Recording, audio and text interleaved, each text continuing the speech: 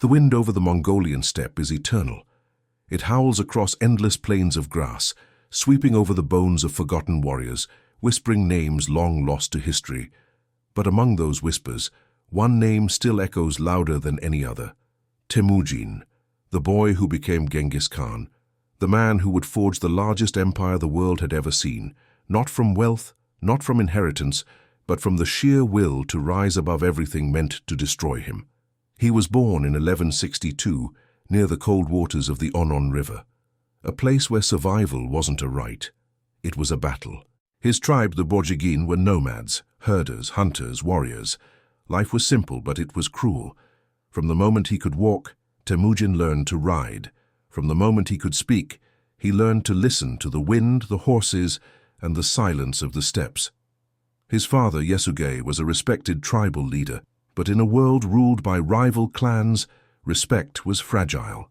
One day, when Temüjin was still a child, his father was poisoned by an enemy tribe. In an instant, their power vanished. Their allies deserted them, and his family, his mother, brothers, and sisters, were left to die in the cold wilderness. Temüjin was only 9, and yet, as he gathered wild roots for food and melted snow for water, a fire began to burn in him, the kind of fire only suffering can ignite. He swore that one day he would never be powerless again. His early years were nothing but struggle. They lived off berries, fish, and whatever they could find. At night, they huddled together for warmth, while wolves howled in the distance. And when rival tribes found them, they didn't see a family. They saw prey. Temüjin was captured and enslaved by one of the clans that betrayed his father. They locked a wooden collar around his neck, chained him like an animal, and forced him to serve. But he never broke. He watched. He learned. He waited. One night, when the guards were drunk and the moon was high, Temüjin slipped free from his bonds. He ran into the darkness, barefoot, chased by arrows and dogs, until the steppe swallowed him whole. Each man responsible for the others, no one left behind. This structure, simple but powerful, became the backbone of his future empire. But success came at a price. His old friend and blood brother, Jamuka, grew jealous. They had once fought side by side, dreaming of uniting the steppes. But ambition divided them. Jamuka wanted power through fear. Temüjin wanted strength through unity. The two armies clashed in a brutal civil war that tore Mongolia apart. When it ended, Temüjin stood victorious, but he spared Jamuka's followers. He wanted to build, not destroy, and soon even his enemies began to respect him. By 1206, the impossible had happened. The steppes, once divided by hundreds of clans and centuries of hatred, stood united under one man. At a grand council known as the Kurultai, the tribes gathered and raised him high upon their shoulders. They called him Genghis Khan, universal ruler. For the first time in history, the Mongols were one. They had a leader who could see beyond the horizon, and that horizon was about to burn. Genghis Khan didn't just rule, he transformed. He established laws known as the Yasa, to bring order where chaos had always ruled. He abolished kidnapping of women, theft of livestock, and internal wars between tribes. He built a system based on loyalty, merit, and justice, a revolutionary idea in a land of warriors. But his vision extended far beyond Mongolia. He looked east, toward the mighty Jin dynasty of China, a civilization of silk, walls, and cities that looked down on his people as savages. To them, the Mongols were barbarians. To Genghis, they were simply untested. He led his riders into the heart of China. His army was smaller, less equipped, but faster and smarter. The Mongols struck like lightning, attacking from nowhere, vanishing before the enemy could react. They used feigned retreats, deceptive tactics, and terrifying speed. When they faced city walls, Genghis didn't retreat. He adapted. He recruited Chinese engineers to build siege engines, catapults, and towers. He learned from every battle.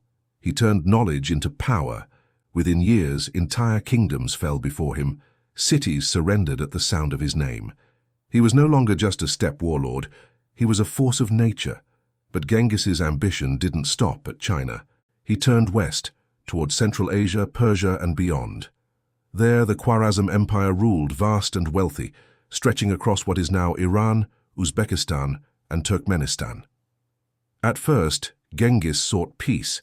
He sent envoys to establish trade. But the Khwarezm ruler, arrogant and proud, made a fatal mistake. He executed them. To kill a messenger was to kill peace itself.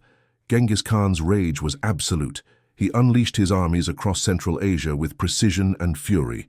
City after city burned, empires collapsed, and the world trembled. Historians would later write that no one had ever moved an army so fast, so efficiently, or so completely. The Mongol war machine was unlike anything humanity had ever seen. But beneath the terror, there was discipline. Genghis Khan's army was bound by loyalty and order. No soldier could abandon another. No one could hoard loot before victory was declared. And mercy, rare as it was, could be earned through service and loyalty. He allowed freedom of religion across his lands. He opened trade routes. He protected travelers. He created one of the first international postal systems, connecting lands from China to the Caspian Sea. Under his rule, the Silk Road thrived. Goods, knowledge, and culture flowed freely, under the shadow of the Mongol banners. It was brutal peace, but peace nonetheless. Despite his power, Genghis Khan never built a palace. He lived in tents like his men. He ate what they ate, rode where they rode, and led from the front. He believed no one was above the steppe. That true strength came from simplicity, from understanding the land and the people who lived upon it. He was feared, yes, but also admired. To his people, he was not just a conqueror. He was a father, a reformer, a symbol of what unity could achieve. In 1227, during a campaign against the Western Xia dynasty, Genghis Khan fell ill, or perhaps was wounded in battle. Even on his deathbed, he gave orders for the campaign to continue. Victory, he said, must never pause. When he died, his body was taken back to Mongolia in secret. His burial place remains unknown to this day, hidden by his loyal followers, who swore to keep it sacred forever. Some say they diverted rivers to hide his tomb. Others say the horses trampled the ground flat to erase every trace. No one knows for sure, but perhaps that's how he wanted it, to become one with the land that gave him everything. By the time of his death, Genghis Khan had built an empire that stretched from the Pacific Ocean to the Caspian Sea, the largest continuous empire in history. He had united the steppe, crushed ancient kingdoms, and connected civilizations that had never dreamed of meeting. But his true legacy wasn't just war, it was transformation. He tore down barriers, rewrote what leadership meant, and reshaped the map of the world. Even centuries later, his bloodline continued his work. His grandsons conquered China, Persia, and even parts of Europe. His empire would one day stretch over a quarter of the Earth's surface, and though his empire eventually fractured, his name never faded. It became legend. It became power. It became fear. It became awe. Some call him a monster, others a genius. But the truth lies somewhere in between, in the harsh winds of the steppe that raised him, in the unbreakable will that defined him. He was a man shaped by loss, hardened by betrayal and driven by vision, a man who refused to kneel when the world tried to bury him. From the ashes of survival, he built an empire. From nothing, he became everything. And though centuries have passed, the wind across Mongolia still whispers his name. Genghis Khan, the storm that united the world.